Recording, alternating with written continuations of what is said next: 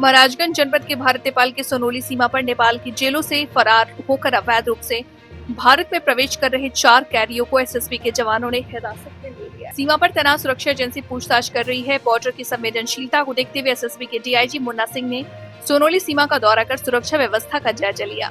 इसके साथ ही सीमा की सुरक्षा में तैनात सभी सुरक्षा एजेंसियों और नेपाल की भी सुरक्षा एजेंसियों के साथ एक बैठक कर आवश्यक दिशा निर्देश दिए। नेपाल के ताजा हालात और नेपाल की जेल से फरार हुए कैदियों के भारत में अवैध घुसपैठ की आशंका को देखते हुए महाराजगंज जनपद की 84 किलोमीटर भारत नेपाल सीमा पर सुरक्षा व्यवस्था बढ़ा दी गई है और जगह जगह एसएसपी और पुलिस की जवान गश्त कर रहे हैं। बॉर्डर पर पहुंचे डीआईजी मुन्ना सिंह ने बताया कि नेपाल के हालात को देखते हुए भारत नेपाल सीमा पर भारतीय सुरक्षा एजेंसियों के द्वारा सतर्कता बढ़ा दी गई है। ये जो भारतीय सुरक्षा एजेंसियां हैं, एसएसबी हो, पुलिस हो, बॉर्डर पर किस तरीके से सर मुस्तैद है और क्या किस तरह की अलर्टनेस जारी की गई है?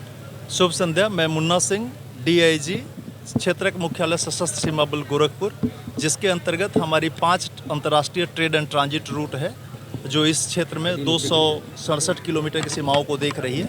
इसके तहत चूँकि नेपाल की आंतरिक समस्याएं हैं, उन आंतरिक समस्याओं के सापेक्ष भारत की सीमाओं पर, अंतर्राष्ट्रीय सीमा पर जो सतर्कता है बढ़ा दी गई है और हमारे पास क्यूआरटी भी रखा गया है, राइट एंड कंट्रोल इक्विपमेंट्स भी रखा गया है। साथ ही साथ हमें यह देख करके अच्छा लग रहा है कि नेपाल की इस आंतरिक समस्या का कोई भी किसी किस्म का प्रभाव इस नो मैंस लैंड या भारतीय भूमि पर नहीं है।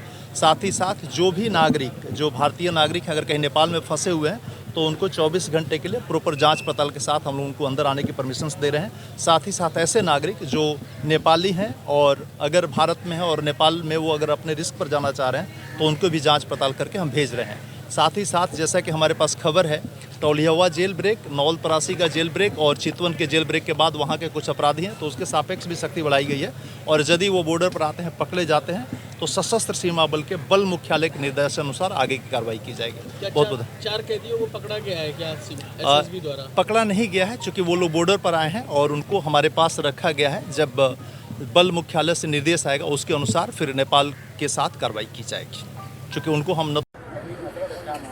हम इस वक्त मौजूद हैं भारत नेपाल के सीमा पर। यहाँ पर लगातार नेपाल में लगातार 3 टीम ने धर जपोता। गिरफ्तार के बाद 4 कैदियों को पूछताछ की जा रही है। फिलहाल उनके नेपाल की फरारी की पूरी कहानी और भारत में घुसपैठ की इरादे से जांच की जा रही है।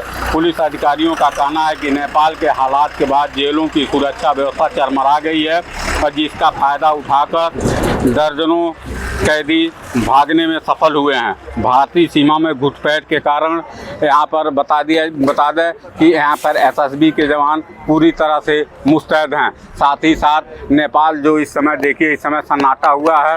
यहाँ पर आप हमारे पीछे देख सकते हैं कि नेपाल है, नेपाल बॉर्डर, हम लोग हैं बॉर्डर पर ही हैं और नेपाल के अंदर जो भी यहाँ जो नेपाल में जो भारतीय लोग फंसे हुए हैं उनका प्रवेश दिया जा रहा है। हालांकि जो भारत में नेपाल के लोग हैं उनको भी प्रवेश दिया जा रहा है, लेकिन इन दोनों देशों के बीच जो सुरक्षा व्यवस्था की बात करें तो आज इसके दृष्टिगत रखते हुए यहाँ पर डीआईजी भी, एसएसबी के डीआईजी भी आए थे और यहाँ पर बादल का भी सुरक्षा व्यवस्था देखे। शत्रुंजय कुमार सिंह के साथ मनोज कुमार चतुर्वेदी, दैनिक भास्कर, महाराजगंज।